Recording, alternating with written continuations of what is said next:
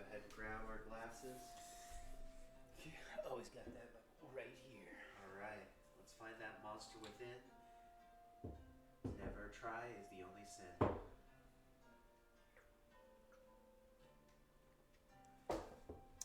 When we last left off, our two goblinoid adventurers named Zark's Clogs.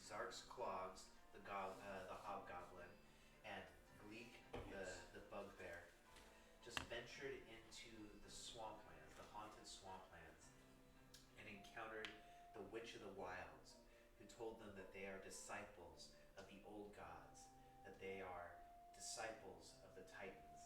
After exiting the swamp, they were met by their father, King Trian, Lord of the Goblin nations, and he swiftly gathered them up and rushed them off to the village wise woman upon learning about their travails. You guys ride hard late into the night, and you're taken to the temple of the village wise woman. As you enter the great temple, she sits atop a massive alabaster altar, situated in the center of the room. Braziers of sweet incense are situated around her in the cardinal directions, and the smoke wafts up in great spirals, dancing in the moonlight. The room itself is a high vaulted marble dome with an open oculus at the apex, allowing the moonlight to spill down in a neat beam upon the wizened oracle. As the three of you approach, she croaks, "Hold your peace. Let me finish my prayers." The three of you stand back as she finishes her supplications. The moonlight seems almost tangible, thick enough to touch as it friscolates down upon her. Eventually, she finishes her ceremony and descends down the high altar. She comes before you and looks into your eyes. She takes your cheeks in her hands and kind of slaps your cheeks a little bit. She says, "Yes, the stars have told me much. Venus and Gaia made flesh. The coming of a new era has come. A new dawn breaks. Tell me, children, what do you know of the Titans?" I am not well versed in the. I know the Titans were defeated by the gods and that they now live in the underworld, but that's all I know of them. Yes, you've heard some whispers of the Titan legends. One inspiration point to you. Yeah. So. Titan means big. Typically Titanic. Of Titanic proportions. I always forget your guy's name again. It's Zarg? It's Zark's. Zark's Clogs. So Zark's like, yes, the Titans, they're big, they're Titanic. You see. And she kind of pats her head. She says, yes, that's right, Zark. Very good. Very good, Zark. Very good. So he croaks that you must travel to Suriname and commune with the Baron. He will make your path clear. You, King Trian, mighty Goblin Lord, you must take them there. Trian doesn't seem very pleased about this, but he grumbles some acquiescence and he agrees to take you to Suriname. She approaches each of you and tells you a cryptic vision of the future. "I have seen your future in my dreams. Little child, look into my eyes and I will show you your future to come." And as you do so, you see these incoherent flashes. Go ahead and roll a d20, each of you. It's 6. Go ahead and record that dice roll. You can use that at any point in this little quest arc. It's a vision of your future. Do you have anything you want to say to the Oracle or ask her about before you move on? So she kind of hints towards us being the embodiment of our Titan god here. What does that necessarily mean? Like what happens with us now? What do we? How do we, I guess, open ourselves to or harness this energy of the gods? Some things are known, some things can only be experienced, children. And this thing This path you must walk to understand. I don't like walking. I like jumping. She's like a loving grandmother, pats your head. She's like, I know, Zarth. Just like I said I would last time, I kind of have this now, like, kind of one desire to kind of like be closer with this patron that seems to be up there. So I like to try to climb things, and I attempt to climb up on his back here, just to kind of like put my hand a little bit higher. Like I'm looking for self-service, but you know. As a reaction, I'm going to dodge that. As a reaction, you're going to dodge it. So let's have a grapple contest to see if he can climb up on you and try and reach into the moonlight. It's not happening, mate. 6, I got 8. 9. Alright, so you try to climb up on top of Gleek, and he shrugs you off, and you fall on your butt. And the oracle's like, I appreciate your enthusiasm, but maybe your efforts are a bit misplaced. The only reason why I fell off is because I'm looking straight up while I'm trying to climb this Well, it thing. helps you sleep at night. It does. Okay. Alright. Gosh. So you leave the temple grounds, and as you do so, King Treon explains that you guys will be traveling deep into the eastern swamplands. That you'll need to learn from the weird sisters. He says that if you survive, the fates will honor you with great glory. But it's hard to say whether you'll survive. He wishes you well and takes you to the armory and asks you to pick out whatever weapon you like. So you can choose to get a magically imbued weapon at this point. And it's just weapon instead of armor, or It's just going to be a weapon. Yeah. It's going to be a weapon from the king's armory. So if you don't have something in mind, it's just going to be an improved version of what you're currently wielding.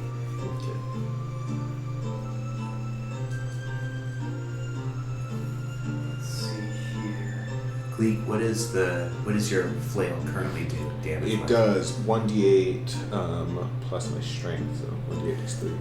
So you see a flail, a two chain flail that does 2d4 damage plus your strength and does magic damage. All of its damage is magic for the purpose of overcoming resistances. Would you like that? So it is 2d4 plus my strength. That's right. And it's magic for the purpose of overcoming resistances.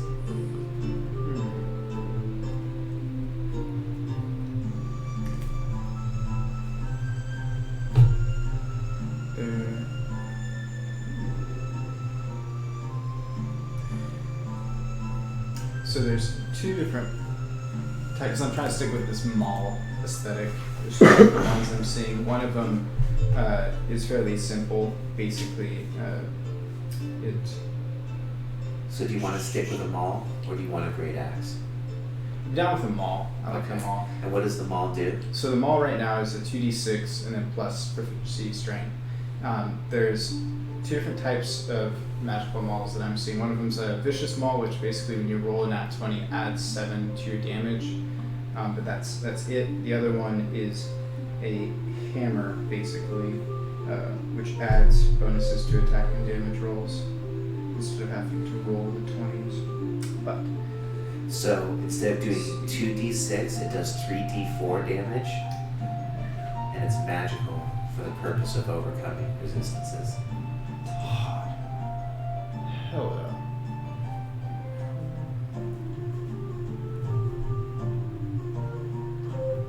Could I maybe do like a I forgot what they're called, but like we're talking about how like Chinese fighters have those like chains with like a blade on the end. But could I have that like as a one-handed reach weapon?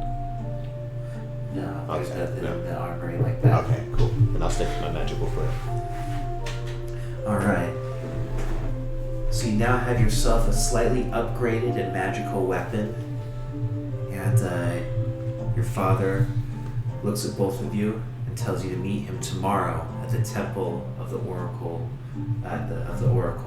Tomorrow, you guys will travel to the nation state of Suriname, where you will serve the Weird Sisters. They will take you to the Baron if you pay the price. Meet him at dawn. So you are now able to go back to your quarters. Do you visit any friends and family before you get ready to depart on this quest? Not too many people enjoy hanging out with me for whatever reason. I can't figure it out. But I do say goodbye to some of the local militia that's there. Kind of like goodbye to some of the old instructors or whatever. So there's an instructor there that you're particularly fond of? Yeah, he was one of the grappling instructors, combative instructors there, and obviously the only person that kind of saw my true potential, and so said goodbye to him. Borgeson is the name there. Borgeson. Yeah, but he really took me in. He really taught me that one move, just judo throw, judo throw, judo throw. So absolutely, I incorporate it as often as possible. Very cool. So you talk to Staff Sergeant Borgeson, who wishes you well. He doesn't say much, but he grunts a few words that you take to mean that he wishes you well and wants to see you again home safely. All right. Do you visit anyone? I'm pretty excited about my new flail, and so I go over to the training dummies and I'm kind of showing off, spinning, trying to do some spins, some backhands, working on really beating the shit out of this training dummy and trying to hone my skills. Cool. Go ahead and do an attack roll. We'll give this dummy just an AC of 8. Yeah. So you'll hit. Go ahead and roll for damage. Yeah, so it's 2. So that would be 7 damage. 7 damage is enough to shatter it. So you swing it around, swing straight down, and shatter the dummy's head, and splinters fly everywhere. I walk around and I open up my arms and bare my chest to an imaginary crowd that is not really there. I'm over there, I'm like, there's a little bit of gnomish janitorial stuff in the corner, and then just kind of a little bit further down. Try not to make eye contact. Alright, so after you do a little bit of visiting with friends, kind of messing around in the training room, you go back to your quarters. What do your quarters look like, Gleek? In mine, I have a desk with all of the papers because I work with a tax collector, so keeping track of our different appointments, who we visited, who's still on the list, and what they registered, if they met their quota, if they owed, if they were over, who tried to lie to me and hide things. So keeping your tallies. Exactly. So you have a crowded work desk and a bed, and that's pretty much it. That's all you got. I plan to be the head tax collector one day, so I take my duties very seriously. Very seriously, yeah. All right. I have What are your quarters? I have a little pillow on the ground in the corner. There's some self-stuffed animals from some random encounters that I've had. But they elegantly stuffed, very delicate, just kind of spend the time there. And then there's rebarb bonsai tree sculptures that I've hand bent into little shapes and cool designs. And it's just bonsais and bonsais and stuffed animals, basically. You have badly mangled bonsai trees and stuffed animals fashioned from the remains of your victims. Not victims, old friends. Victims. I'm kind of seeing your room. It's a psychopath. It's definitely not the room of a serial killer. The bonsai trees, it adds a lot. It adds a lot. They're just contorted and twisted and a reflection of your soul. They're multicolored. They're reddish hue, partially from the sweat and stuff from getting on my own blood of bending these things. They're red. They're red for my victim's blood. So, all right. Do you guys do anything in your room before you slip off to sleep? I look at this bonsai tree in the corner, kind of just a little out.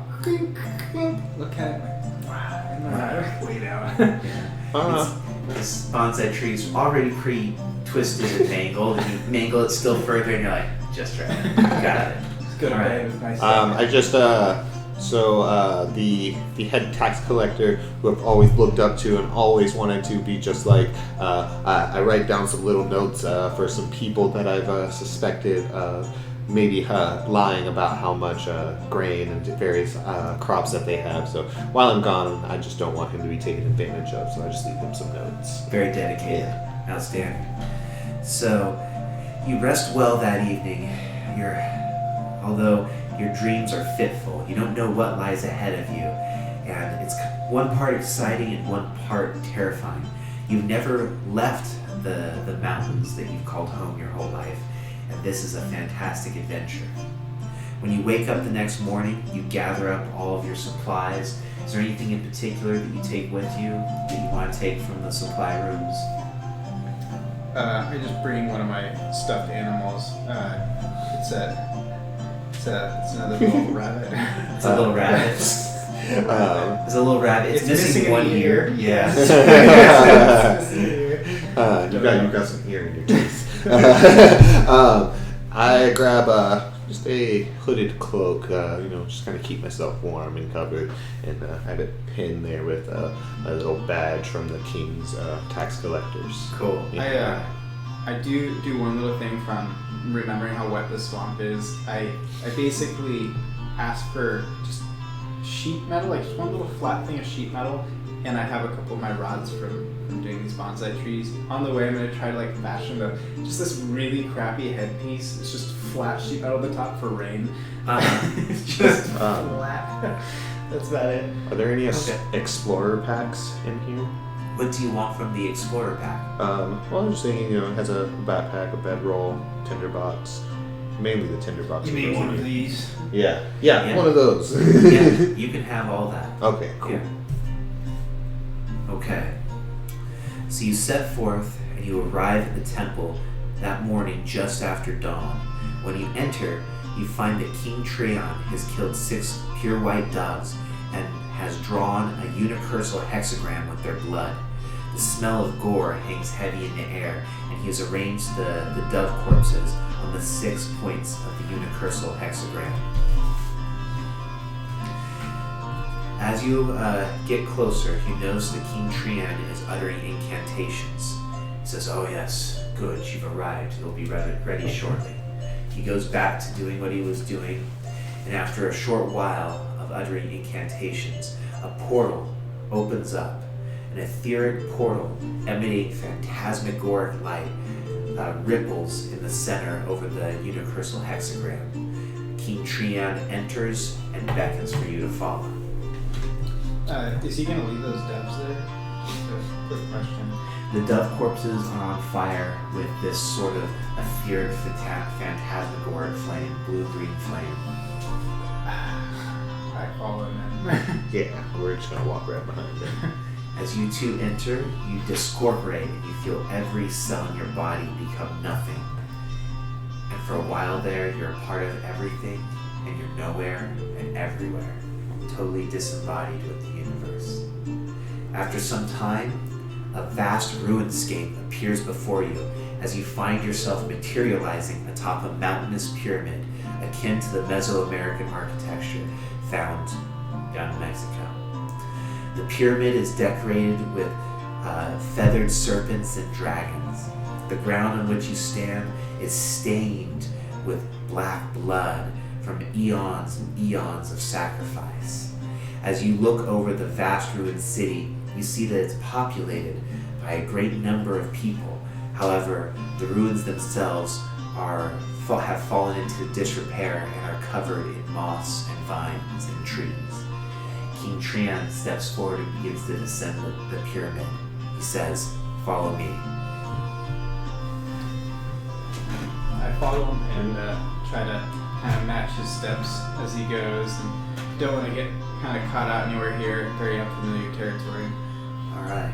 I'd like to take a smell in the air and see if I can smell any other living creatures nearby. Sure, go ahead and roll. Because you can see the flickering of firelight out there, and you can actually see moving crowds down below. Good start to the day. Nat 20. Nat 20. Ah, yeah. There seems to be a mix of humans and elves that live mostly down there. You recognize this smell. Humans and elves primarily down there. Seems like there's do I smell enough that there's a village or like a small city? City. There's a city. A city worth of people. Not enough people that it would make these vast ruins crowded, Right. but enough that you can tell that this place is teeming with life. Alright? Like I proudly chest out, walk behind my father carrying my shield in my foot. Yeah. And as a bugbear, you're a bit taller than your father too. Yeah. He's he doesn't really love us because we're the sons of concubines, but I always He doesn't felt love anybody. Yeah, I've always felt the need to try to impress him nonetheless. Yeah. For sure, absolutely. Yeah, he's still King Trian, Lord of the Goblins, and your father. It's hard not to want to please him. Yeah. So you follow him through the streets. As you descend the pyramid, you start to notice the elves and humans that live here. They're clad in austere, simple tribal clothing, although every once in a while you'll see fantastical arcane devices being utilized by the people. As you meander through the city streets, you see interesting meats and fantastical wares being sold. The streets smell of spicy curry and fragrant flowers. Do you try and interact with anything in the city? Can I attempt to...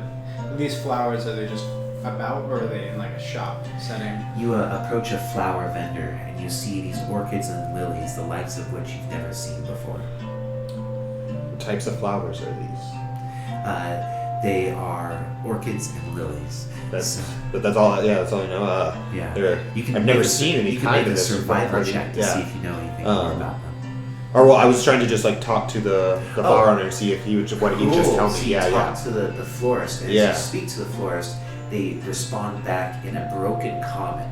So it's common, but you can't tell what it's blended with. It's blended with something else. You can do an Arcana check to see if you can tell what it's blended with.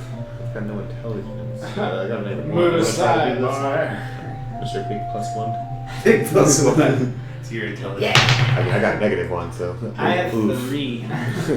Yeah. I'm a bright boy. Got a big old brain. Well, What'd you roll? I rolled a 3. You have understand no it, idea. It's a dialect of common. You can tell that, but it's distorted. You can't tell what it's blended with. I have a little dice gaming set that no one ever wants to play with me with. So I take it out and I attempt to do this exchange hand gesture. kind of be Here, do it with me. Show me what you're doing to the vendor. So I have this up here and the flowers are here and that here and I go like this and I kind of All right. She waves her hand and rubs her fingers together. She's looking for coin. So then I start snapping because I think that's what she's talking about. Again, she waves her hands and rubs her thumb and her fingers together. Okay. I don't know what it is. Can you distract her real quick? No. You distract her. We're here for business. What are you gonna do with these flowers? Can I? Is this like a True evil. So is this a stand and then there's a back area where she's either got more or I'm lawful evil, I mean, I understand, but you're a tax collector. You're yeah. You'll crucify someone, but in the name of the law. Exactly. Yeah. I'm only asking because I was gonna kind of bend down to kind of see what he's talking, toss a rock to the back of the shop. So she's seated on a beautiful rug, and around her are several baskets of flowers, and she's seated cross-legged in front of you.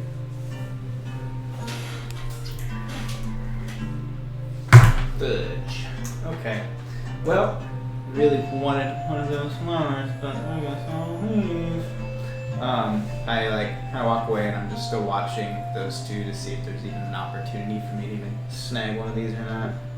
What are you gonna do? I'm just gonna continue walking behind father. Loser. I'm just trying to steal it, I guess. Make a perception check to see if you lost Father and Gleek in the crowd. This will be an easy check, Tim. You don't have those ones?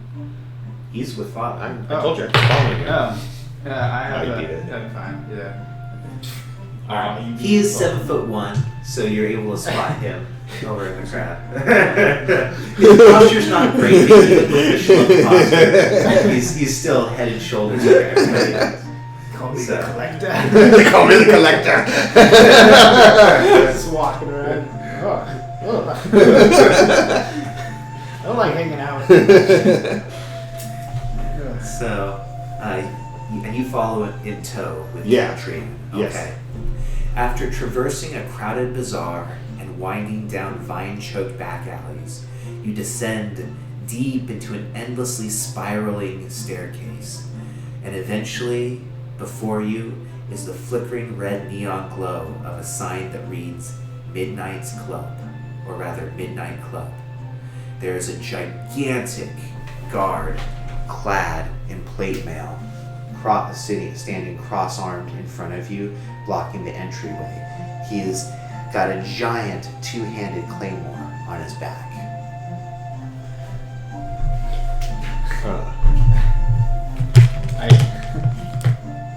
We're all three arriving at once at this place, and this seems to be where we're trying to go to. Yeah. Gotcha. So then here's the spiral going up.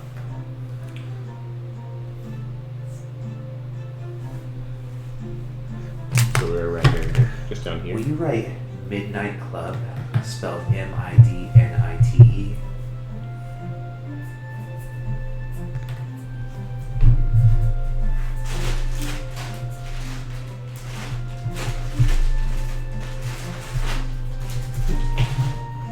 Will you pick someone out for King Trina, Joel? Yeah, we should probably do tree.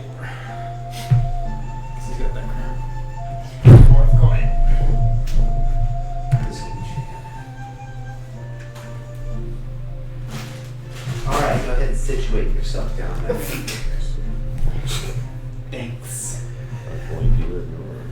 So you've descended down this spiraling staircase, Over here. and you appear before the red neon glow of a sign that reads Midnight Club. Father, King Trian, goes up to the guard, and the guard pulls a card off of a deck situated on a little stool next to him, and he holds it up, and Father says, 2 toads on a mushroom. And he flips it around. It's a rabbit on a swing. And he says, just nods his head. It's and then he says, "You're gonna let me pass. What do you guys want to try and do?" I want to try to intimidate him. I'm going to say, sir, this is King Trian. Move now, or we will make you move. Go ahead and roll for an intimidation. This is gonna be a hard intimidation check. 20. +6. Plus 6. I whip out my bunny and I'm like. As he's like, "Sir, this is King Trian." Your bunny is like the hype man. I'm kind of like in my mind. I'm like, I'll make you into this basically. Like I'll also put you together. But all it looks like is I just got this cute because it's well crafted little bunny. And I'm just like just putting it at him. Yeah. Yeah. Oh. All right. So he is intimidated, and he's like, and he says, "Oh my God, I had no idea, Lord King Trian. Welcome to Midnight Club." And he knocks twice on the heavy iron door, and it swings open. From within, music pours out. Jazz music is playing, and you enter into the Midnight Club. Like walking, I'm down a little Over bit. in the corner, there's a piano player. Well, there's some other jazz instruments, like a flute, a saxophone. flautist, a saxophone, a standing bass, and then there's a guy playing the spoons in the corner as well. So there's a 4-person band. There's the saxophonist, the piano, the bass, and the spoon player over in the corner. The dance floor is crowded with people dancing to the lively jazz music. Over in one corner, you can see a guy that's been tied up in a burlap sack as demons pull essence from him and feast on it. And in another corner, you see these 2 angels cuddled up next to each other, and one blows across 2 glasses of water, turning them into wine before they begin drinking. Your father leads you up to the bar. And you notice that a vampire walks up to the bar and knocks twice, and the liquors come down and serve himself.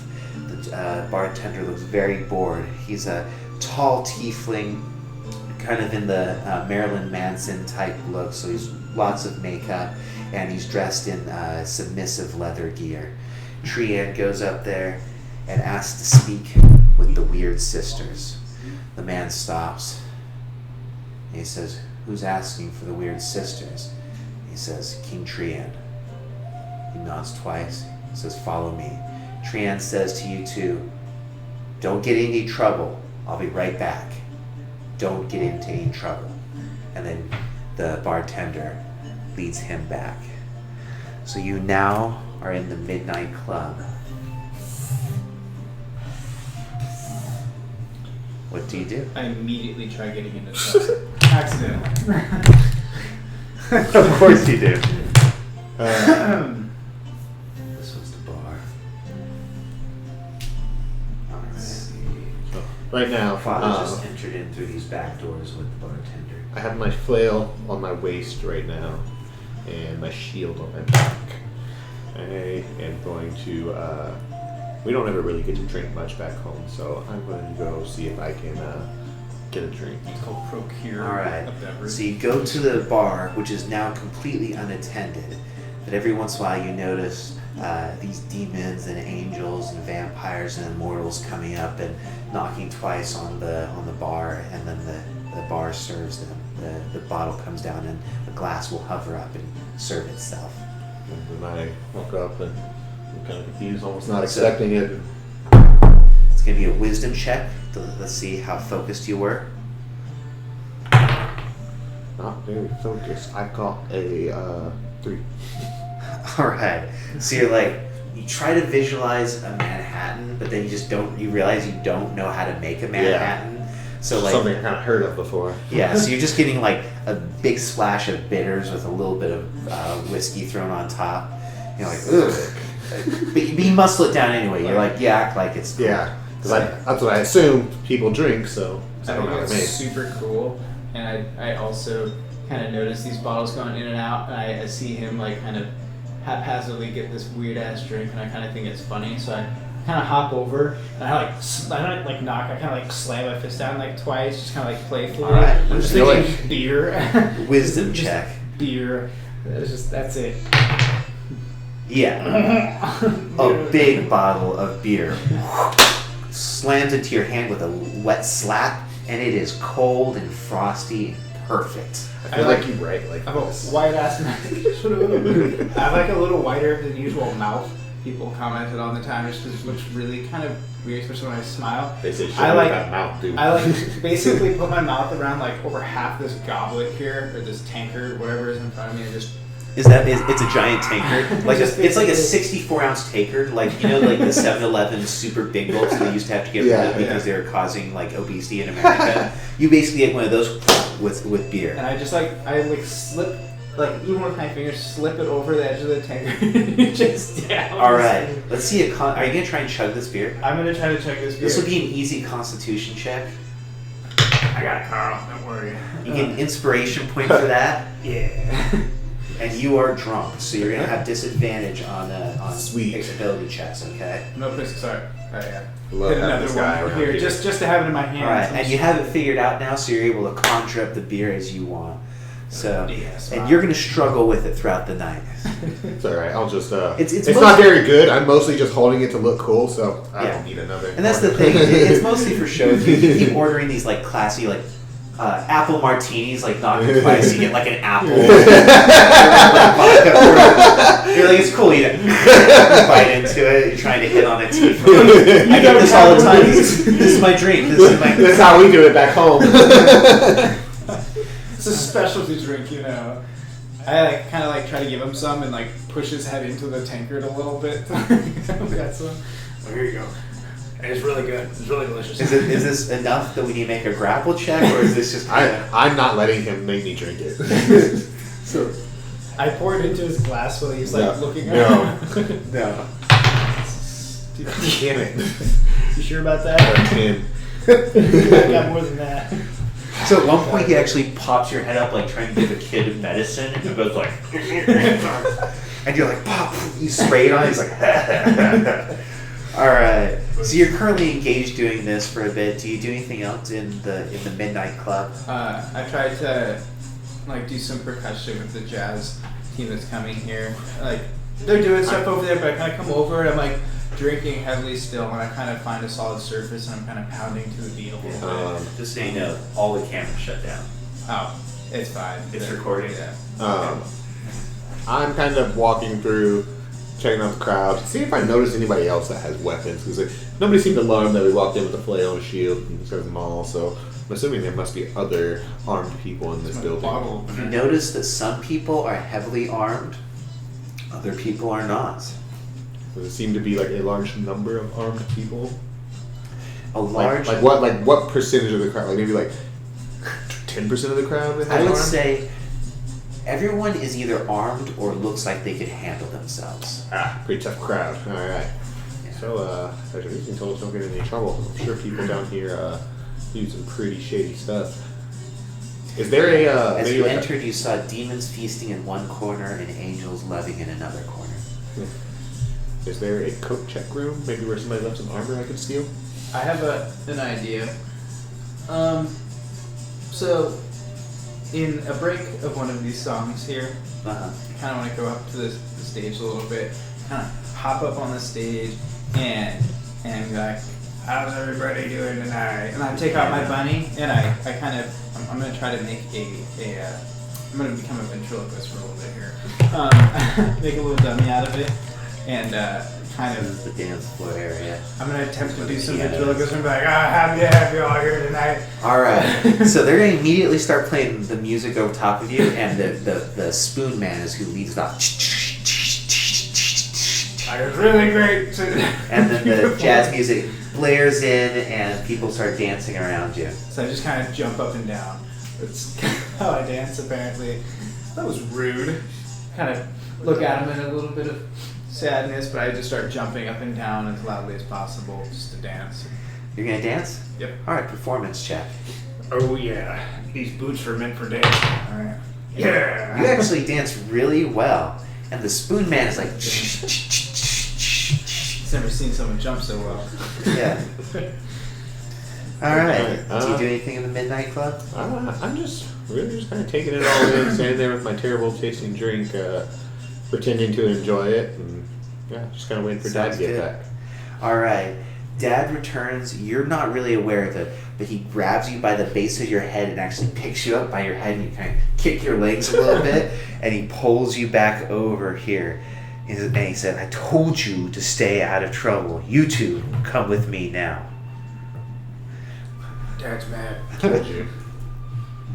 So you go on back. King Trian returns after about an hour or so, and he has a black eye and he's wiping blood from his lip. And he brings you over to the bar and he says, they will teach you how to find Baron Samedi. Go now and do as they say. Be very polite and try to remain on their good side. Of course, that might be hard considering that they loathe outsiders, despise goblinkin, and have nothing but contempt for men. But good luck. So, do you have anything you want to say to King Trian, your father, before he departs and leaves you to the Weird Sisters? What happened while you were back there? How did you get these bruises? Why are you bloody? Go is a persuasion check to see if he's willing to tell you. Just like you look like my animals. Below 10 is going to be a problem. He punches you square in the nose. He said, that's what happened. God damn, I was so close to that. She hit you? So you'll take 5 damage from that. Damn. Because it's 1 plus a strength modifier. Oh. Alright, awesome. Damn. Okay. Alright. So, do you guys, the bartender is standing back here by the double doors. He beckons for you two to follow. I bring my tankard over with me and I kind of hop over. But I hold my tankard close to my chest just because, I want to. But I go over here. He looks at you with haughty derision and just kind of nods his head like, you silly guy. And then shows you back down this long, dark hallway. Alright.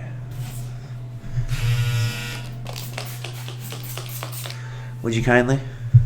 Yes. Gracias. So the bartender shows you back.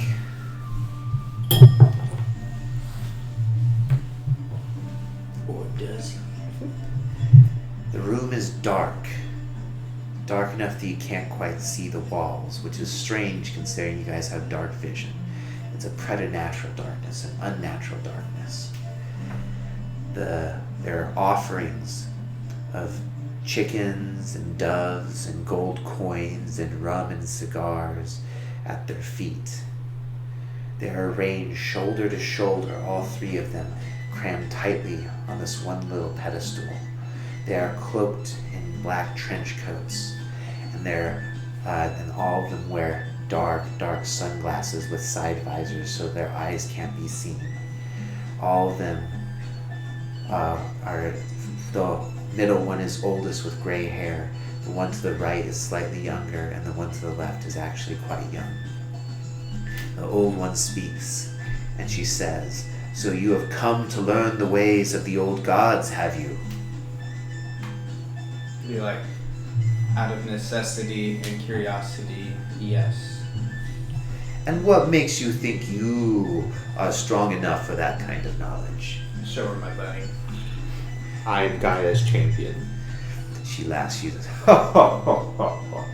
Yes, Gaia has many champions, but are you strong enough? Just as there are parts of you that must be burned away, perhaps you are just a part that must be burned away, my friend." I kind of show my shield and I pat my chest and just tell her that there is no warrior more capable than me. I start doing like shoulder presses with my maul in just one hand. And I try to do that because it's two-handed weapon, so trying to see if I can like shoulder press this thing efficiently. "Look at these boys, they're so strong. Come closer then, your training begins immediately. Come closer now. Come closer to the weird sisters." Okay. Do you guys approach? Yeah. Yeah. Can I take a perception check of if there's anything going to trap me when I get closer to her? Go ahead and make a perception check. 10 plus. Well, this wasn't This with my was perception. smell. So do I get to use my +5 on this one? There's no reason you can't Okay. use smell to help out with this. Yeah. Alright, so then it is a 15. Okay. You notice that all three of them have long black canes. Yeah. Heavy enough to cudgel you pretty good across the dome. Okay. As I walk over here, because I have my maul to one hand and go down, before I start walking, I kind of slam against the ground. Can I attempt to see like if I can get an echolocation of where these walls are, like how far away these walls actually are? Like, Sure. does it Let's sound go with investigation very, check. very far out, or does it sound like pretty close? And this is just There's for, no echo. It just gets swallowed up by the void. Alright. pick it back up and walk on over. I'm going to walk forward with my shield at the ready. All right. As you come, she says, "Come closer. Closer." I'm going to also, as I walk forward, before I get there, I'm going to cast Shield of Faith. No, actually, I take it back. I'm not. I'm just going to walk forward. Let's go. Let's take a I chance. can't hear you, and I could have put my head up to her, just to hear her better. I take my chances. All right. And she plus 14 is 16 good enough to hit either of you? No, Yeah. Me. not me. So you get you put up your shield and clanks Yeah. off your shield, and you catch one right in the nose. All right. And It's it's going to do 9 damage to you. I was like, oh! And she laughs. Ha ha ha ha. Why did you do that? Yeah, You- that was rude. So she says, "Tell me what the meaning of life is." Bunnies.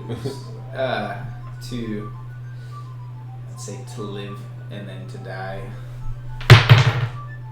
She hits you again, and this time you're gonna get hit as well. Oh, I'm going to hit you? Yeah. Oh, Yeah, eat and say shoot. I'm going to answer. Yeah, I know. Not saying anything is an answer, jerk. 11 more damage to you. To both of us? Yeah. So she comes back and dongs you on the head, and then dongs you on the head. All right. So go ahead and make an intelligence or an insight check, your choice. I'll make an insight check. I got 16. What about you? I'm gonna do intelligence, I believe. Let me see here. Yeah. Intelligence check. Not that intelligent, but 9. So, doesn't matter what you say to her, she seems to hit you. If you answer, she hits you. If you do not answer, she hits you. What do you do? I'm gonna try to hit her. gonna attempt to dodge her next attack. Alright, so you take a dodge action. So, again, she asks you, so what is the meaning of life? To learn. To learn. I was gonna say there wasn't anything, and then I was gonna try to hit her. But if you want to do that. Misses you. She misses you as well. I was like, see, I learned. Eventually it occurs to you that it doesn't matter what you say to her, she's going to hit you with the stick. So instead, you grab the stick and you take it from her and snap it across your leg. And she's like, oh, now you get it. If you cannot answer right or wrong, if there is no other way, take the fucking stick. And she says, so you want to know what the meaning of life is? I'm like looking Take for the another stick. I'm like looking to see if a stick comes out of fucking nowhere. I'm like ready for this shit. She says, there ain't no answer, boys. And you come a long way to learn that, didn't you? My face is just mangled. After that, so what is your HP at after that? 5. 4. 4. So she almost beat you guys to death over the course of this, but you eventually came to an understanding. Maybe not even consciously. In fact, you failed your roll, so you didn't consciously understand the riddle. But eventually, in your anger, you just grabbed the cane and you broke it. Because if there's no way to beat the system, then beat the system itself. Or rather, if there's no way to win within the rules that are set forth, then break the game that makes the rules. Yeah. So if you find yourself in an unwinnable game, destroy the game. I look over, I'm like, this last game kind of hurt, dude. Just like, oh. After you manage to beat that, overcome that little encounter, the darkness dissipates and you see a kind of a humble little living abode around you. And she says, attend to the chores. Your training will continue tomorrow. Do you attend to the chores? I guess so. Yeah, I kind of have to, I think. Just beat the shit out of this. I don't want to get hit again. All right. So over the course of several weeks, she teaches you the weirding ways. She teaches you how to kind of center yourself in reality and to see through illusion, to see that all things are ephemeral. But in that ephemerality, there is something there. There is something that's happening, and that something, you are a part of that. And as you navigate into yourself, you find yourself going deeper and deeper. And in that core of yourself, there is something titanic, something real, something that links to the everything. After some time, go ahead and roll. You have one more chance to pass your intelligence and insight. Your choice, what you choose. I choose insight. 18. No. It was like 17. Yeah, 2. Oh yeah, no, we actually did not do well at all. I'm not that smart here. You boys just do not learn, unfortunately. Perhaps if you cannot learn with your mind, maybe through your body you can learn. So there's one thing that we need in order for you to be able to summon and learn from the Baron. Retrieve his top hat from the Twilight Sepulchre so that we can bring him into this material plane.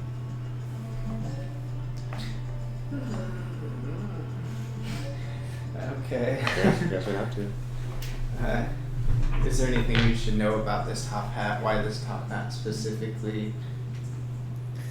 So, she says, some things mean things.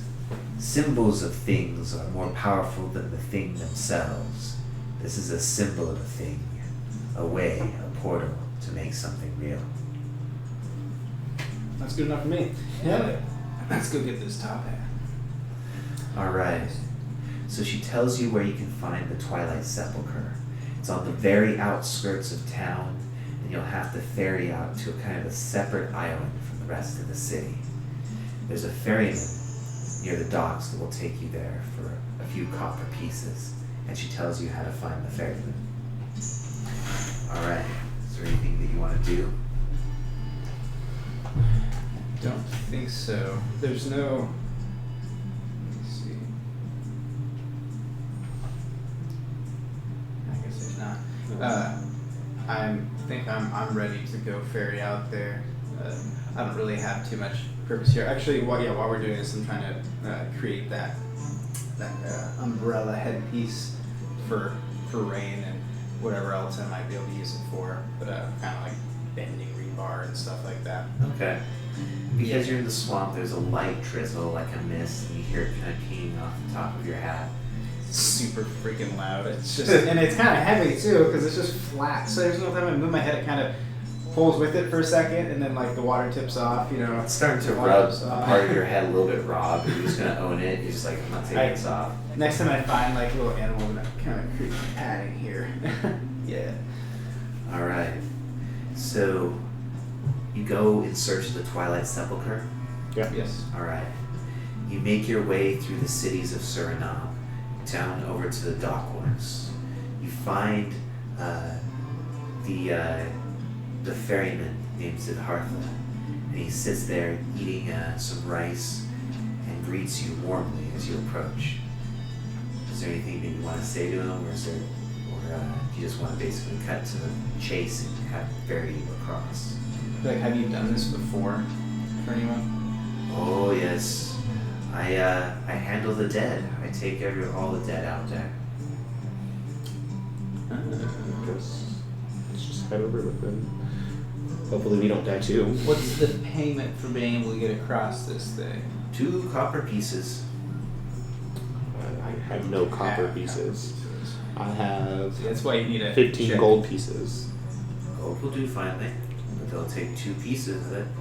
I'll give him 2 pieces of gold. What are you gonna do? You just, oh, I thought you were gonna give me 2 pieces. Oh, you of thought I gold. was gonna give you 2 pieces of gold. I take 2 pieces of gold from this guy. No, not gonna happen. I will take give him pieces. 2 pieces of gold, but this guy's gonna owe me, and that's for sure. Yeah, you'll owe you 2 black eyes, alright. Yeah, I hand this guy my rightful 2 gold pieces here. Okay.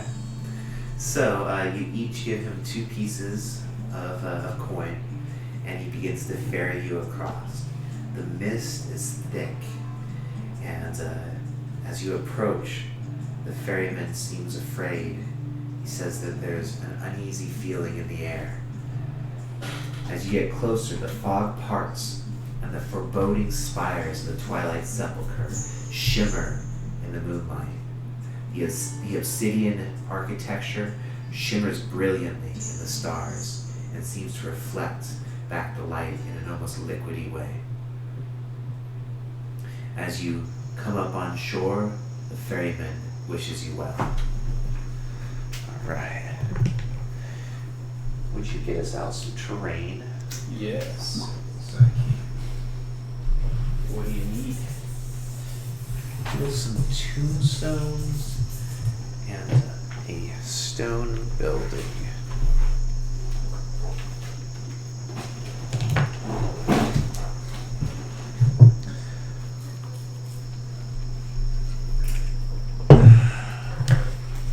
Actually, I can just I got a stone building right here if you want. right here then. Just the roof of the stone building? That would work. Do you want any innards of it? When you go inside, I'll just flip it.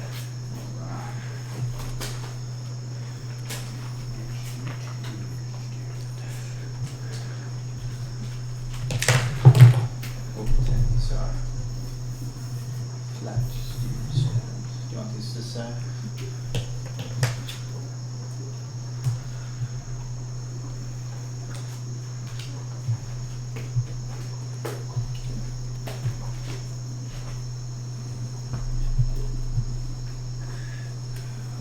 Right.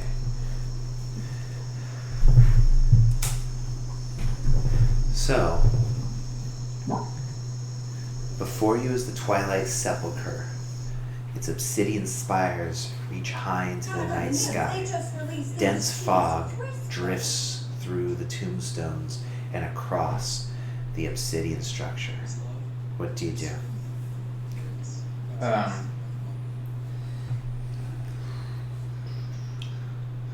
guess we just walk into. Can I? Yeah. Like there's enough fog where you can't really see the ground in front of you, kind of thing.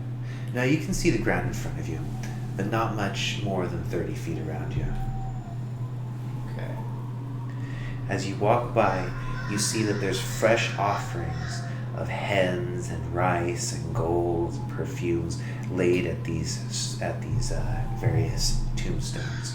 Can I set my rabbit down as like an offering for one of these? Yeah. This is why you bring one of these. And then I don't think I have any. I have rations, but I don't think we've been munching on these. I don't really have anything else to offer. Do you have anything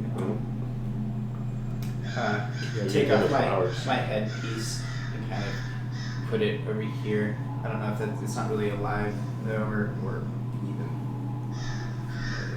an offering. Maybe I take down my headpiece and kind of bend up the sides a little bit so I can hold water a little bit, and I kind of pour some water in there, and then I follow him in. I take one of the spikes off my ball and prick my finger and put a little bit of blood on each one of those handstones and leave a little piece of myself behind for them. Okay. I offer myself.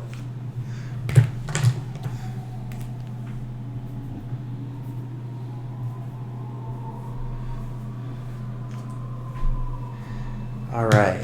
Tell me a little bit more about that blood offering. I didn't really have anything else, but I felt that I should still pay some kind of homage to these headstones as I walked by. I offered of myself.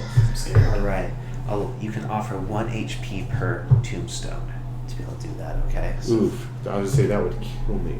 well, you've had a long rest. Oh, we did it. Oh, okay. We did a long rest. Okay. Yeah. It's been weeks now. Okay. So, then, yeah, I'll do that. All right.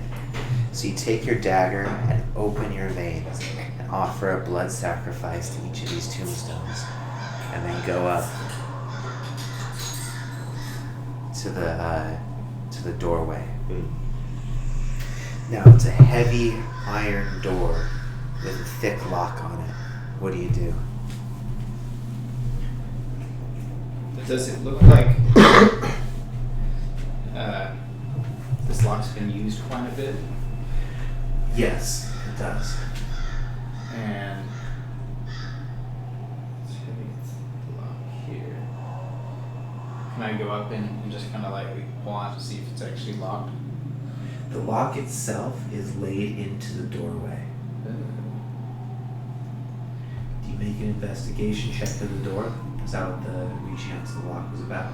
I was trying to see if it was like if it was an actual like lock, and if it was kind of like open, or if like the slot for the key is fairly larger than normal.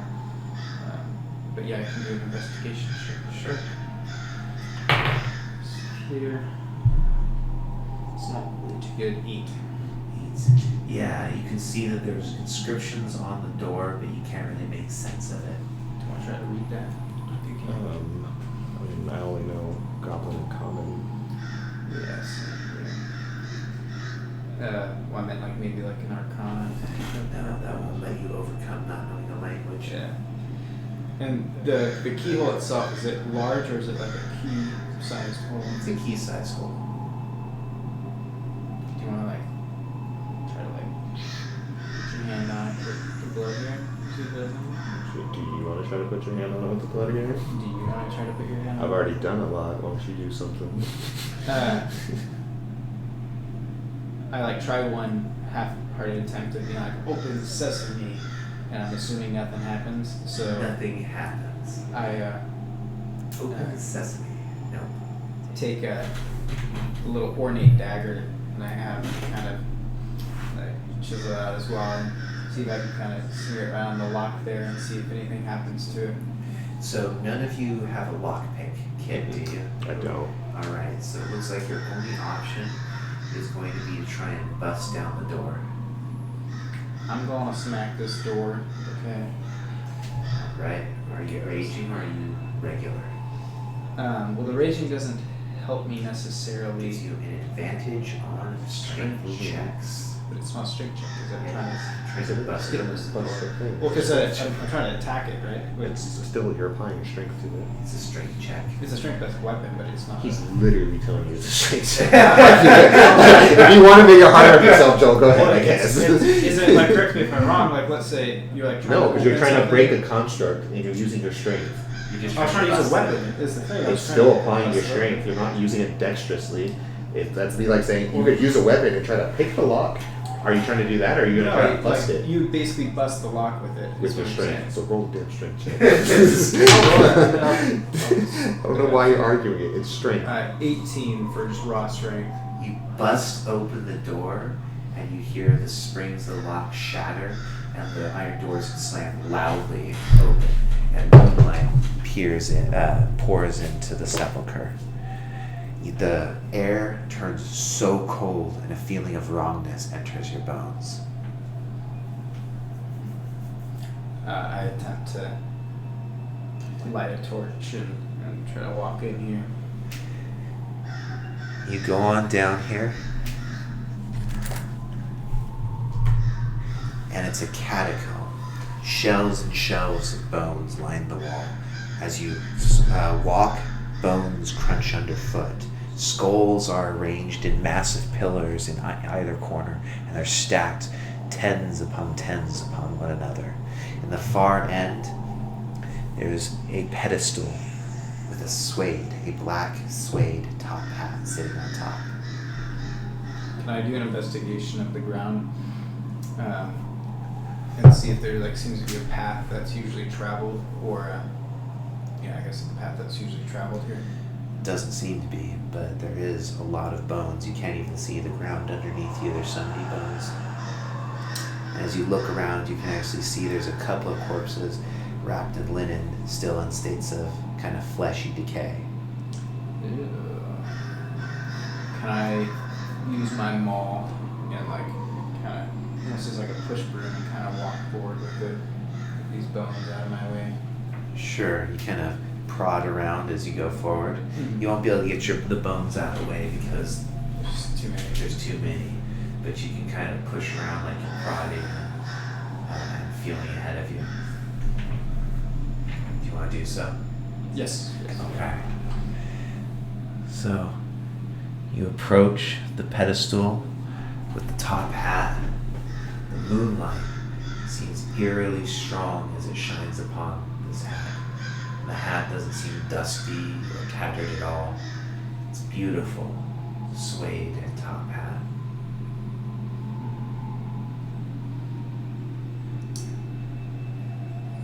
Can I do an investigation of the pedestal to see if it looks like there's any moving parts here? Yeah, there doesn't seem to be. I'm just going to attempt to grab it. Yeah, you can do that. Go for it. I'm going to grab the top hat and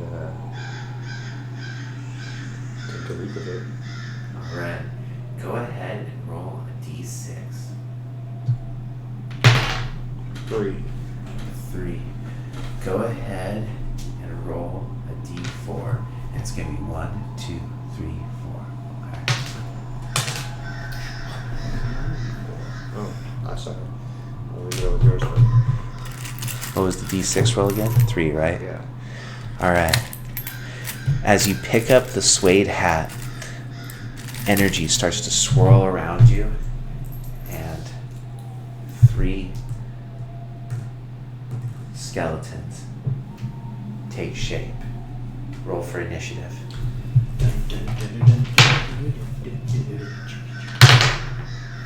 Yeah.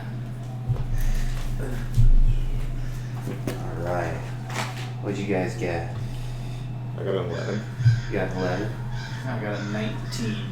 You get a 19. Alright, you go first. Zarg. I'm gonna rage and I'm gonna attempt to smack these fools.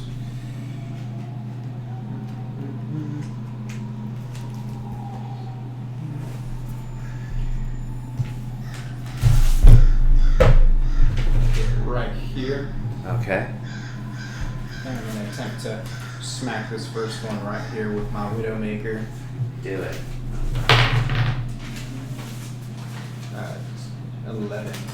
11 is not good enough to hit. I'm gonna sit there menacingly.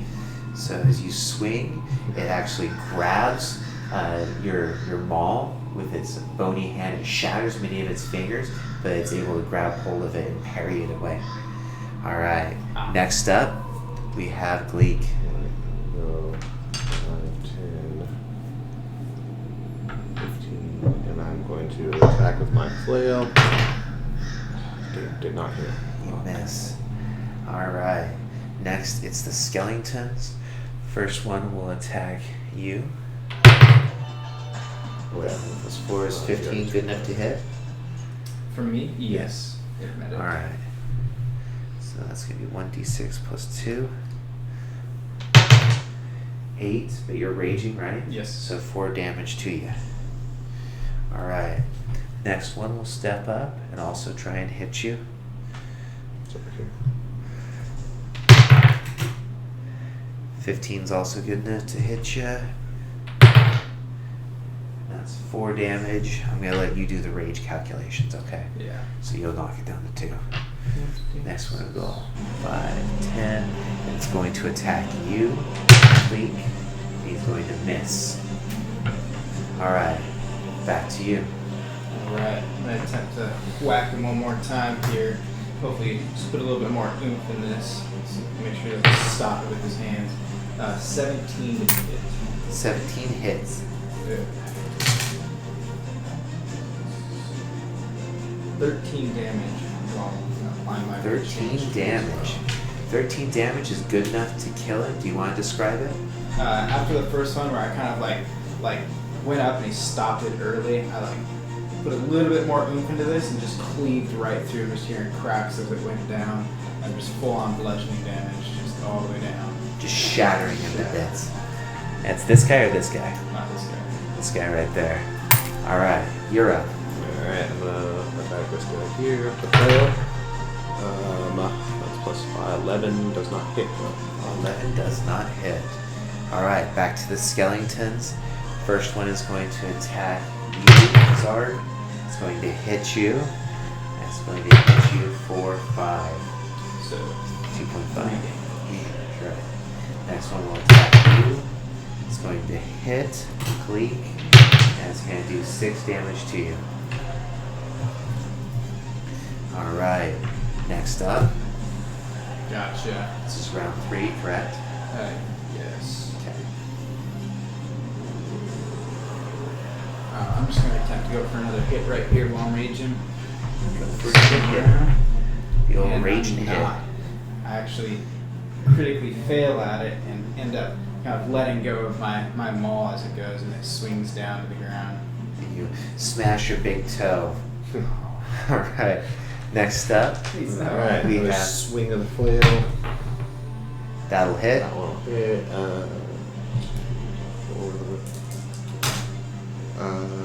6 damage. 6 damage to him. Alright, their turn. Right there. First one will attack. 9 plus 4, 13. It's not good enough to hit, right? No. That's going to be good enough to hit you. Can I replace that with the 6? You certainly can. So, you see this vision of the future. You remember seeing the skeletal hands reaching out for your throat, and in that memory, you know exactly what to do, and you parry it away. So go ahead and erase your premonition. I'm just like, whoa, that was cool.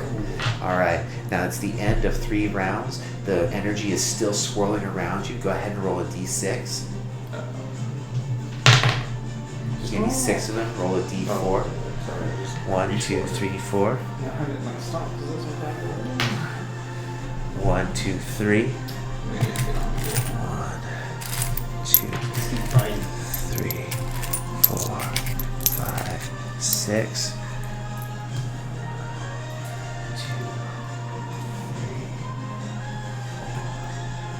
4, 5, 6. Alright, next up, it's your turn. Okay, I'm gonna attempt to whack this guy in front of me real quick. I'm gonna Nat 20. Perfect. slice and dice this guy to death right here. Alright. Oh my god. It's like max damage on this guy. 10, 16 damage to this guy. 16 doubled up, right? 16 doubled up. 30. So 32, that is almost enough to like, Banish him. oh yeah, almost enough to triple kill him. So, Get on it. what does this look like when he kills him? After that last critical fail, I actually dropped my axe, or my maul. I bend down and I just go straight up with it. So I shove this thing through its hips, right through the groin, right through the head, and kind of pick it up a little bit and shove it back down and just re-break whatever's not broken, or I guess break whatever's not broken. Just absolutely shatter it, and I'm gonna start making my way downtown here. All right, Don't let it die. make your way. All right, as you exit, you see spirits emanating from these headstones. They are just sort of lost. They seem utterly disinterested in you. Kind of make a little high-pitched squeal accidentally. Absolutely, yeah. All right, next up, what do you do? I'm gonna attack with the flail again, and I am going to miss. You miss. Okay, then what do you do? Just take the opportunity attack. Doesn't hit. All right, it's their turn. 5, 10, 15, 20, 25, 30. 5, 10, 15, 20, 25,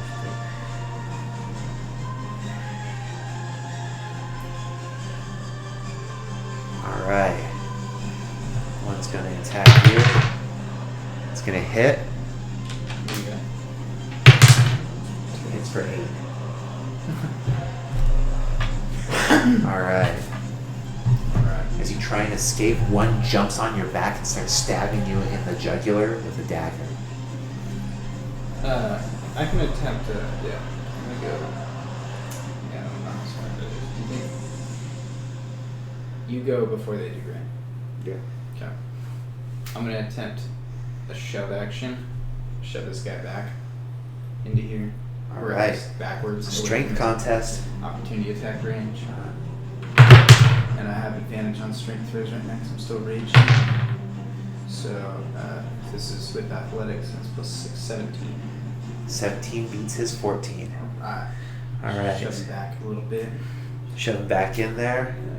10, 15, 20, 25, 30. Now you can also use a bonus action to try and shut the doors too.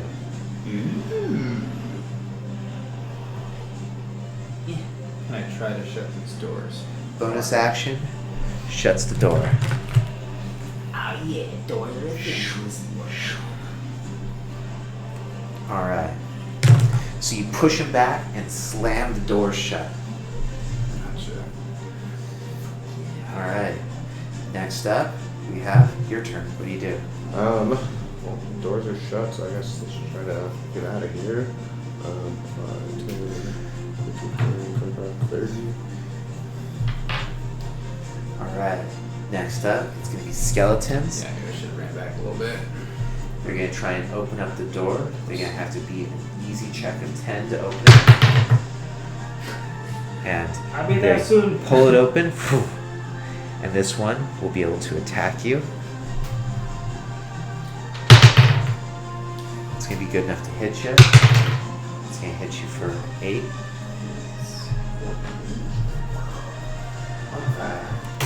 And then they're all stacked up here at the entrance. Spend 2 hours here just fighting stuff. I'm out of here. I'm going to disengage.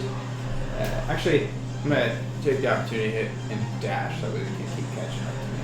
Okay. So, It's not going to hit. 10, 15, 20, 25, 30, 35, 40. And I like sprint past. Sprint past my half bro here. I'm just like, I'm out. Ain't about to fuck with these things.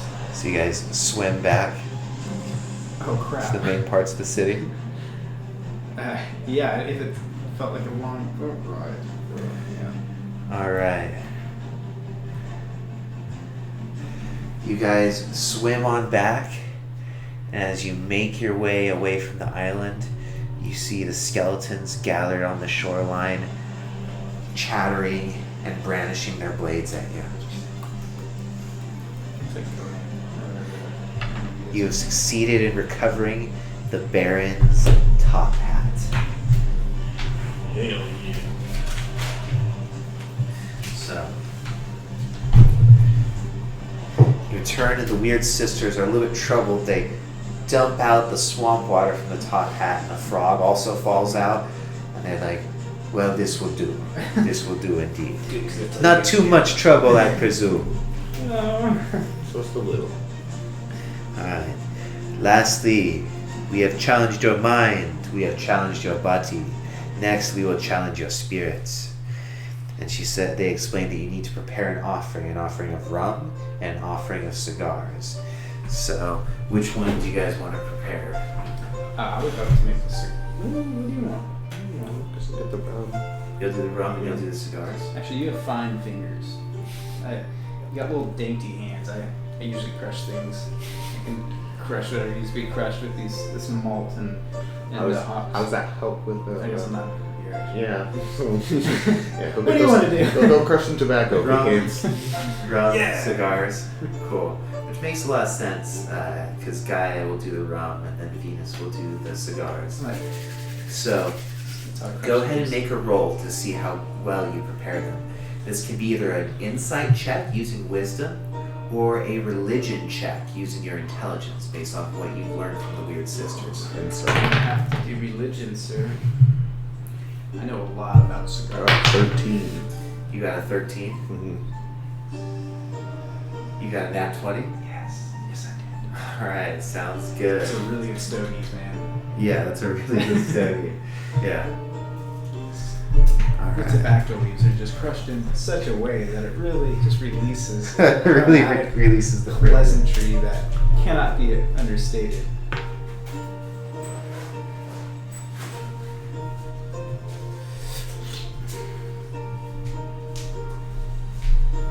Do you need a Oh. No. Good. Alright. You got a 13. Yeah. And you got a 20. So.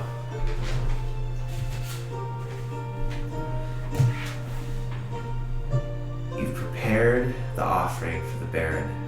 Tomorrow, you'll attempt the summoning ritual and meet the Baron of Life and Death, Baron Samedi. Let's take a little break, and then we'll do this last chapter of the campaign. Alright.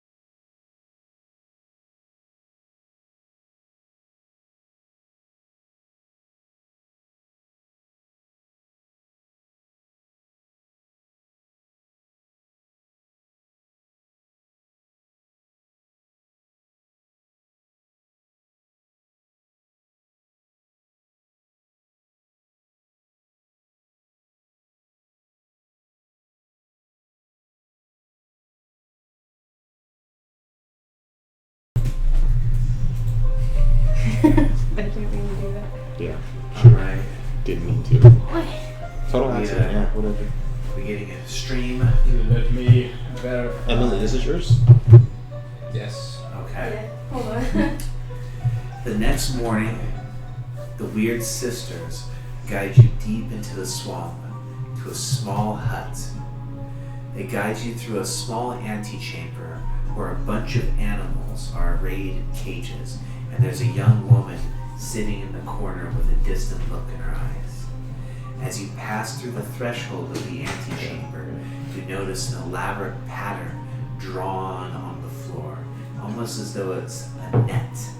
And as you pass through the antechamber and into the main lodge, you are bathed in the light of several torches that flicker in the darkness and choke the small space in smoke. The hut has motifs all around it of ancient primordial gods depicting the formation of the universe and the formation of the gods. The weird sisters have you situate yourself in front of a small staging area, and they draw a line with 3 orbs, one orb representing water, the next orb representing earth, and the third orb representing sky. They first pull out a small dove and dance around the room, holding the dove by its feet, the little bird flapping frantically before one of the sisters tears off its head, spraying the blood everywhere and sprinkling you two in it. Next, they grab a still bigger bird, a crow, and do the same thing. At last, they bring out a pure white turkey and do the same thing. The elderly weird sister is somewhat decrepit and frail looking, so she looks like a sort of otherworldly creature as the large bird flaps and claws and pecks at her. She tears off its head and sprays you with blood. She does the same thing with a black turkey. Next, they bring in a goat and they bring it up on top of the stage, and then they bring in the girl and they situate the girl in front of the goat. And the girl stares into the goat's eyes, and the goat stares into the girl's eyes. And the longer that happens, the more human the goat seems to act and move, and the more goat-like the girl seems to act and move. And before long, the girl bleats as though she's a goat, and the goat cries as though she's the girl. And in that moment, the weird sisters slit the throat of the goat, who cries out in the voice of the woman, and the girl falls down on the ground and convulses with eyes rolled back into her head. 2 of the weird sisters pull the girl from the room and pull her back into the antechamber, while the eldest weird sister anoints her hands in the blood of the various sacrifices and approaches each of you and anoints your foreheads with a red cross. In that moment, knowledge streams into your brain at an overwhelming rate, more knowledge than can be understood. Go ahead and make a wisdom check of 15. Oh boy. Alright. That's a no from me, Bob. I passed. You passed? Mm-hmm. Okay. So you are going to take 3 damage, you're going to take 2. Did we ever re-up from... From the battle? Yes. Okay.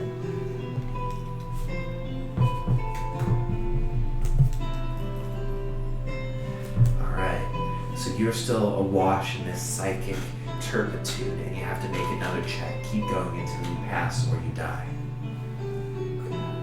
This is a wisdom check. It's a wisdom check. You're going to take 2 more damage.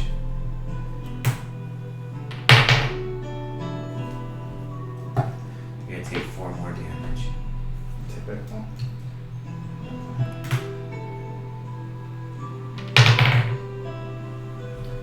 You're going to take 2 more damage. What are you at? A good number. 14. So trade that out real quick. Yeah, sweet. Good one. You're going to take 1 more damage. Hold up. See, wisdom isn't my... Obviously. You take 2 more damage. Jesus, dude. Just statistically, you should have passed by now. Yeah. Oh, you want to tell me about statistics? Okay. Test again. There we go. All Correct. right. You said 15 or 18? 15. Okay. Okay. You have a negative 1 job. Take 1 more damage this round. Jeez. What's your health at? 10. What was your health maximum? I was like, you lost half your life in that. So yeah, you lost half your life force. It I was almost killed you. Swimming in an ocean of feelings and just awe-inspiring wonder, and I couldn't figure out what and where I was. You almost lost your soul there. You almost lost your mind and your soul. But you're able to center yourself and bring yourself back to this material plane. And as you do so, you start to notice all the blood from the sacrifices begin to congeal underneath the top hat that's placed at the altar, alongside the rum and the cigars that you prepared. The blood forms up and begins to lift the top hat into the air. The blood congeals into a frame, a skeletal frame, and then a muscular frame, and at last you have this mighty Baron with a bald head and beautiful ebony skin and a bright white gleaming smile and brilliant green eyes. The Baron laughs and puts his top hat on. He's naked, but then he flicks his wrists and he's in this beautiful tuxedo, but he's barefoot. And he picks up the rum and the cigars, lights one of the cigars, and sips on the rum and laughs. Ho, ho, ho, ho. Very good. Blessings upon the offer. So who prepared the rum? We got. This is decent rum, fit for a god. And he reaches out to you and places his hand on your head and gives you a blessing. Roll a d10. 9. Your health point maximum is permanently increased by 9 points. Yeah. And how about those stogies, though? He pulls in deep. Oh, yes, fit for a god. He reaches out. Very good, very good. He touches your hand. You have pleased the Baron. And you're going to have advantage on all constitution checks, so write that in your feature. Then you have the Baron's favor. And you'll have advantage on all constitution checks. And go ahead and roll a d10.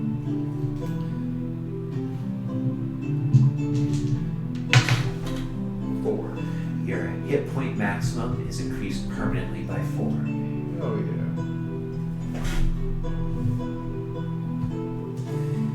He smokes on the cigars and drinks on the rum. He says, I know why you have summoned the Baron. It is time for the end of an epoch and the rise of a new era. Hear me now, if you truly be the lords of heaven and earth. You shall usurp your father and wake Azathoth from his slumber. He says, for now, there is no way to tell. So let us drink and be merry, for very soon all things will fade and die. Do you party with the god, or do you walk out of the room? Party with the party. Yeah. I also like to party. So, the Baron, he's even taller than you, so for a human being, he's like 7'8", incredible, he's otherworldly in his size. And whenever you look into his eyes, you seem to get lost in a sense of happiness and exuberance. You just want to party when you're in his presence. So, and he passes around the rum and you drink deep. He passes around the cigars and you breathe deep. There's music and laughter, and the weird sisters begin to laugh and play music. One of them is playing the drums, another's playing the lute, and a third is playing some sort of flute. The Baron pulls out 2 silver spoons and begins playing the spoons.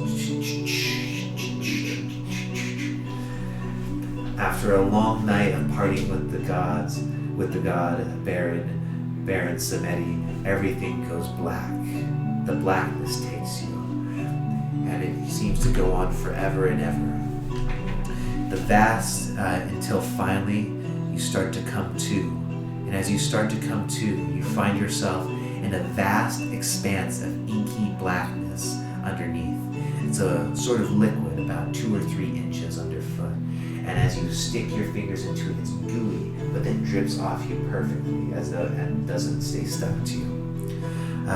The vast expanse of inky blackness underneath is topped by a sky of pure white clouds. You find yourself side by side, and before you is a massive tree spiraling up into the air, laden with ripe fruit. At the base rests a demon with black wings, and alongside him is an angel with white wings. Each one is playing on an instrument. The angel on a lute, the demon on a harp. What do you do?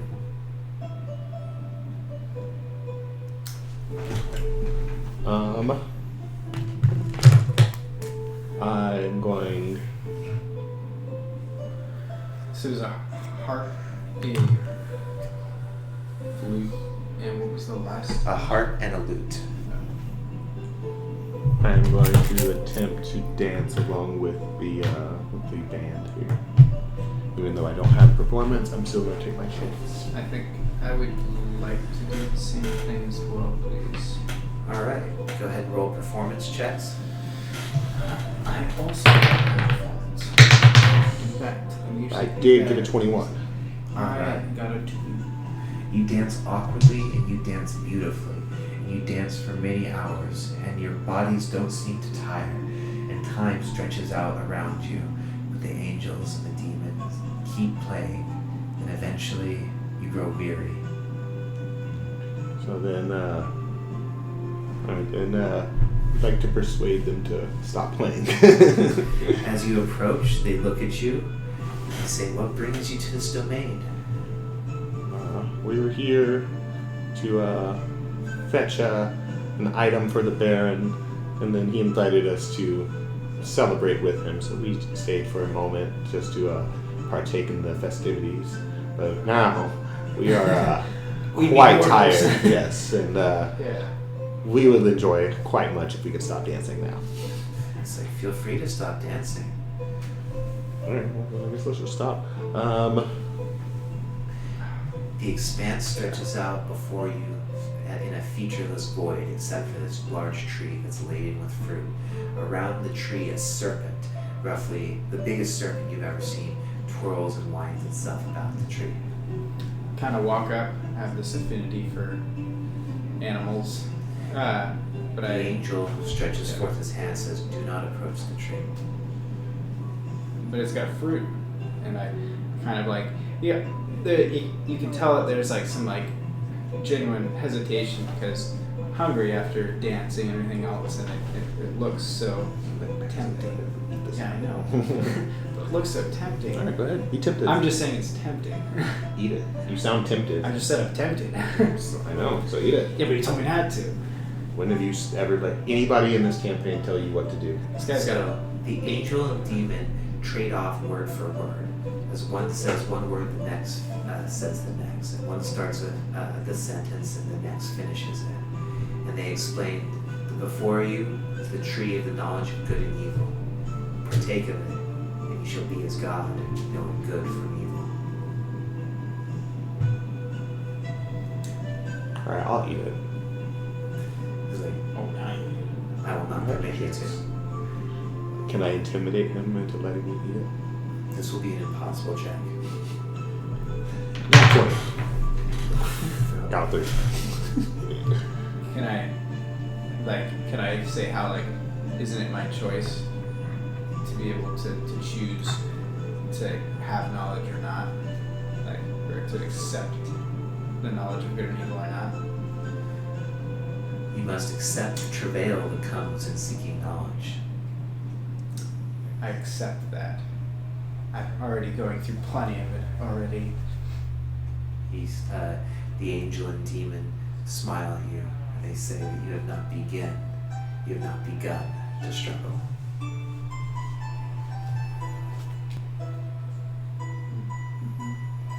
Like, what would I have to do to be worthy of eating from this tree? That's for you to decide. I go up and I walk. I'm not trying to like brush past anywhere or do anything like that. I just walk with confidence to the tree, and I like staring at this snake that's there and attempt to get a piece of fruit from this thing. Roll for initiative.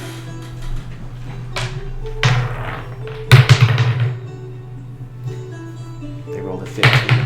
Oh, so I rolled a 15 as well. I rolled so bad. So they will go first. And this is immediate. Yes, immediate after party. So I am not doing too well. All right. Oh yeah, because you took a whole bunch of psychic damage. It's gonna be fun. All right. And I go. So you were right up to the tree. Yes. So the angel is going to go ahead and punch you straight in the jaw. He's going to have +5 to this. He will miss. Thank God. The demon will come up and slash at you with long talons. +4, 18. Nope. Not good enough to hit you. Thank All God right. he leveled up. All right. Next up, we have Gleek. All right, I'm gonna attack with the flail on the one in front of me. That was the worst roll I've ever seen. No, he has an 8. Miss. All right. Next up, After he misses and it goes past, I am here for only one reason at this point, and I wouldn't have done this unless I was planning on finishing it. I go up and try to grab a piece of fruit and eat it. okay. That's a poor So choice. with your turn, you're going to try and climb the tree. So go ahead and make an athletics check. This will be a moderate check of 15 to climb up there. I'm gonna rage. He'll also take an opportunity attack as you try and climb up the tree. You make the right decisions. The athletics 15. 15, you met it. So you climb up there, as there's something between a grape and a peach and an apple. It's like this supple fruit. And as you bite into it, it's the sweetest thing you've ever tasted. And knowledge fills your mind, the likes of which you can't even begin to make sense of. Knowledge beyond understanding. And you start to see that you are the Lord of Heaven, the embodiment of Venus. All right, so take that opportunity attack on you. He'll miss you. All right. Hey. Next up, Back to them. back to them. The angel's gonna fly up, and he's going to do a Dragon Ball Z style roundhouse kick at your face. 6 + 4, 10 is not good enough to hit you. You dodged, and it whiffs over your head. Knocks another fruit off to Yeah. this gentleman. I'm just kidding. The demon is going to slash at you, and he's going to hit, Yep. and he's going to do 8 damage to you. Good, cool. All right, now it's your turn. 15. 15 meets it. Oh, nice. All right, cool.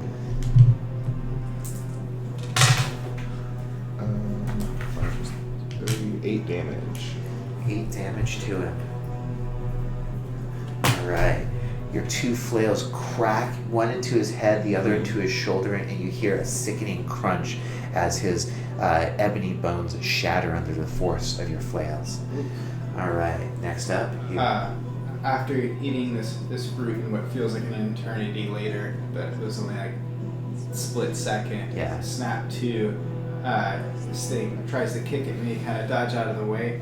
I try to like jump and let go of the tree, and I'm gonna attempt to try to whack this thing as I come down, and basically come down from this tree here. Sounds I'm gonna good. fall. Go ahead and make an attack.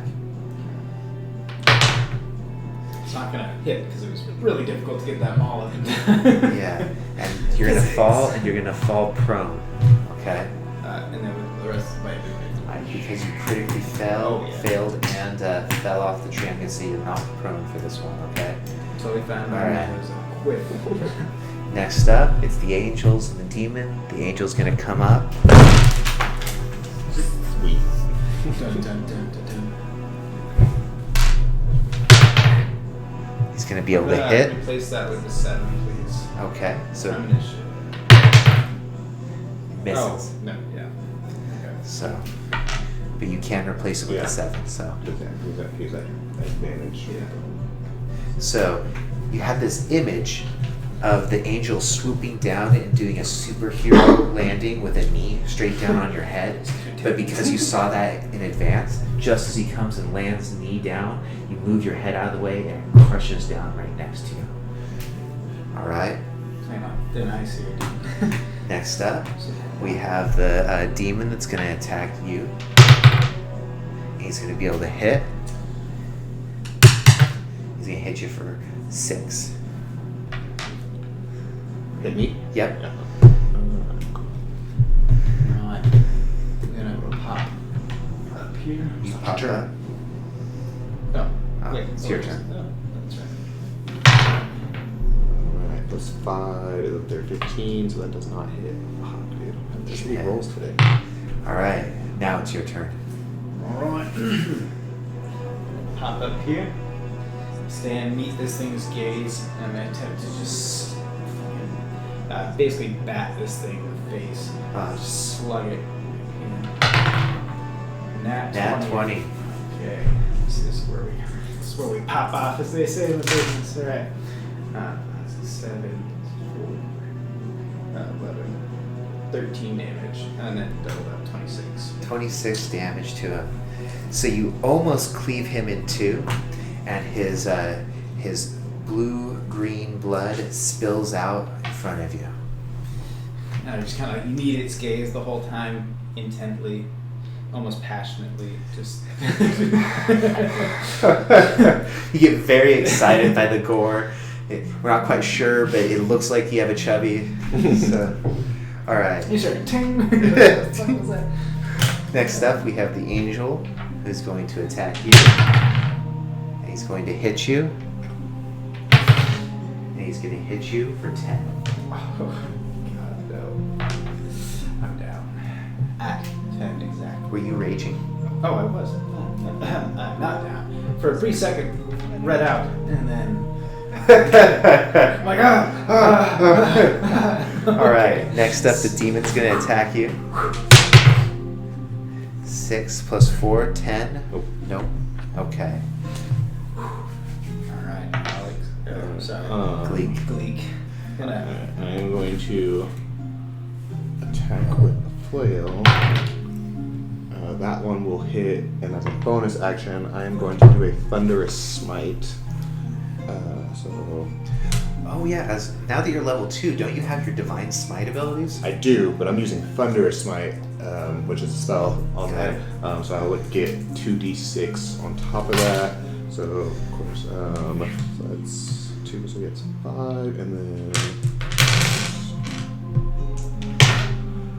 5 plus 9 is 14.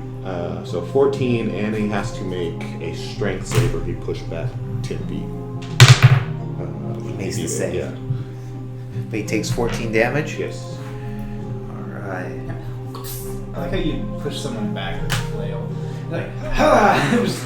Well, it's the thunder damage that comes Yeah, out. Crack Yeah. of lightning. Yeah, so as the flail connects, you hear a thunderous crack, and electricity damage goes through the demon, Kinda scorching for a his second. flesh. Yeah. Alright.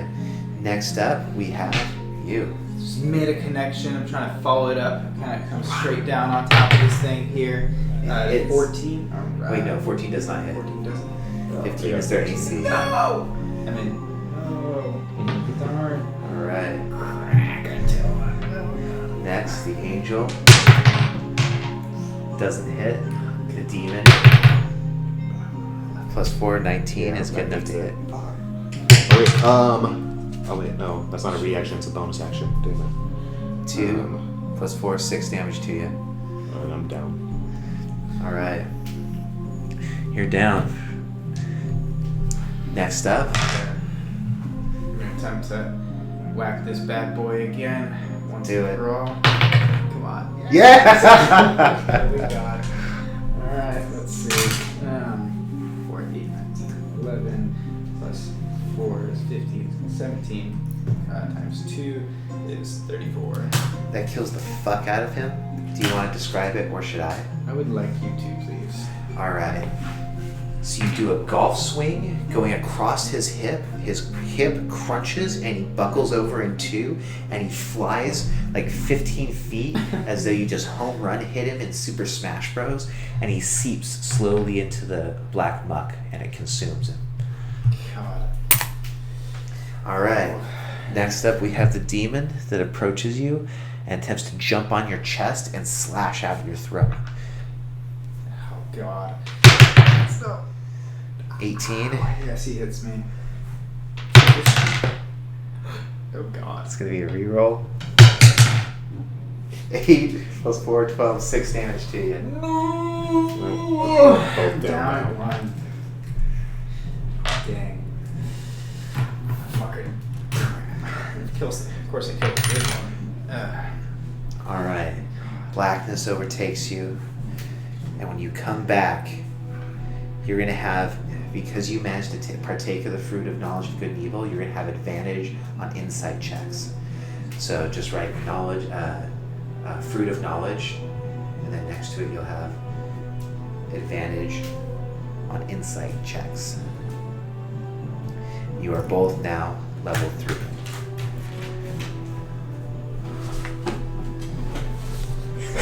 When you come to, you're in this hut with a massive hangover. The weird sisters are nowhere to be found, and as you wander back to where the Midnight Club used to be, where the entryway used to be, there's just a stone wall. So, as you go there, you see, you partook of the fruit of knowledge of good and evil. You see what you have to do. You have to overcome your father and become champions of the Goblin Nation. How do you guys want to try and do that? Wait, we have what become of the Goblin Nation? I feel like You have to become the new kings of the Goblin I Nation. feel like publicly challenging is the best way to officially make something like this happen. That isn't like going You know around. how powerful King Trian is? In one-on-one combat, he's almost unstoppable. You've seen him take on challenges. I before. feel like killing this guy in the middle of the night is the right way to go. I was suggesting it Assassination. from the beginning. I feel like either usurping him through the people or through assassination that is going to be our only routes if we don't think we can best in it. So, I think the people are too afraid to like vote him out, Because so they we're haven't seen gonna him assassinate before. him. Yeah, Yeah. I vote assassination. so you're gonna try and usurp your father through subterfuge? Yes. Okay. So you're gonna have to usurp King Trian and find some way to take over his nation. So, as you leave the nation of Suriname and start to make your way back across through the eastern swamplands, you see a guy in a top hat playing the spoons beside the road as you leave town. He tips his top hat to you as you pass by. Do you do anything as you pass by? I was gonna say I tip my hat, but I don't have one. So I kind of like I make eye contact with him and nod, and I'm trying to like figure out a way to thank him for like his blessing of Constitution on me, just because of the way I would love to say I still kept one of like the cigars that we made, because you don't just make one. I feel like you make a couple. toss him like one of the last ones that was on there, if he still has an affirmation for him. He tips his hat to you and smiles broadly, lighting up, putting out the stogie that is almost smoked down to a nubbin and lighting up the fresh one you just gave him. Alright, so based off of the Baron's prophecy, you know that the lords of heaven and earth need to come and do away with the King of Shadows, which is King Trian. So you've been tasked by the gods to go there and to become kings, to rise up and usurp the tyrant king. How you do so will be up to you. That night, after you set up camp, you have powerful dreams that portend of a tumultuous future ahead. Roll for divination. 4.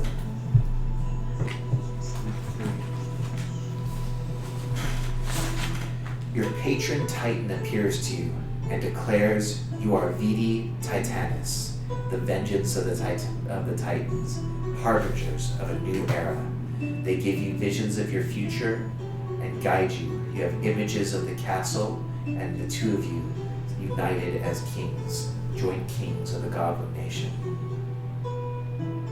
Alright, I have been your DM, and this has been the second chapter in the Goblin Raid campaign.